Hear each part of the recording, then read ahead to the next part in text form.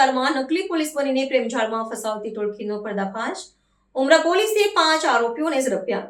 સુરત શહેરના ઉમરા પોલીસ મથકની હદમાં આવતા પાર્લે પોઈન્ટ વિસ્તારમાં પ્રેમજાળ બિછાવીને નિર્દોષ નાગરિકોને ફસાવતી એક સંગઠિત ગુનાહિત ટોળકીનો પર્દાફાશ થયો છે. પ્રાપ્ત માહિતી અનુસાર આ ટોળકી એક નાગરિકને પોતાની મોજલમાં ફસાવીને ગેરકાયદેસર વસૂલાત કરી રહી હતી. બરાબર તે જ સમયે ઉમરા પોલીસ દળના જવાનોએ ઘટના સ્થળે છાપો મારીને ગુનાહિત કૃત્યને નિષ્ફળ બનાવ્યું હતું. આ સઘન અને આકસ્મિક કાર્યવાહી દરમિયાન પોલીસે સક્રિય ટોળકીના 3 પુરુષો અને 2 મહિલાઓ સહિત કુલ 5 આરોપીઓની રંગેહાથ ધરપકડ કરી કાયદાના સકંજામાં લીધા છે. આ ગુનાહિત ટોળકીની કાર્યપદ્ધતિ અત્યંત વ્યવસ્થિત અને આયોજનબદ્ધ હોવાનું પોલીસ તપાસમાં ખુલ્યું છે. પ્રાથમિક અહેવાલો મુજબ ટોળકીમાં સામેલ મહિલાઓ લક્ષ્યાંકિત વ્યક્તિને એકાંતમાં બોલાવતી હતી અને ત્યારબાદ અન્ય સાગરીતોને નકલી પોલીસનો સ્વાંગ રચીને ત્યાં ત્રાટકતા હતા.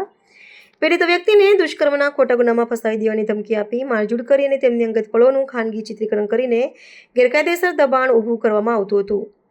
આ તાજેતરના કિસ્સામાં પણ આરોપીઓએ પીડિતને શારીરિક ઇજાઓ પહોંચાડી તેમની પાસેથી બળજબરીપૂર્વક 5 લાખ રૂપિયાની માતબર રકમ પડાવી લીધી હોવાનું સત્તાવાર રીતે નોંધાયું છે.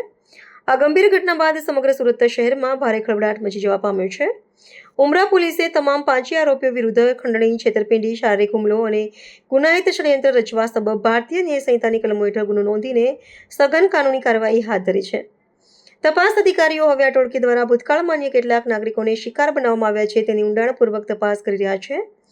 આ ઘટનાના સંદર્ભમાં પોલીસ વિભાગ દ્વારા નાગરિકોને અજાણ્યા વ્યક્તિઓના સંપર્કમાં આવતી વખતે સાવચેતી રાખવા અને આવી કોઈ શંકાસ્પદ પ્રવૃત્તિઓ જણાય તો તુરંત જ નજીકના રક્ષકોનો સંપર્ક સાધવા માટે સત્તાવાર અનુરોધ કરવામાં આવ્યો છે.